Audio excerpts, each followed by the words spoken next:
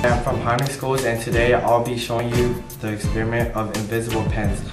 So what invisible pens have is that they contain phosphorus substances, and it is illuminated, or you can see it with different types of light and illumination.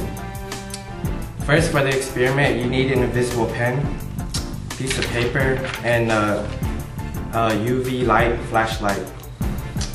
This is a very fun experiment that the outcomes are many chemical reactions that illuminate the phosphorus ink. And you also need a friend for this experiment to write you a secret message. Okay.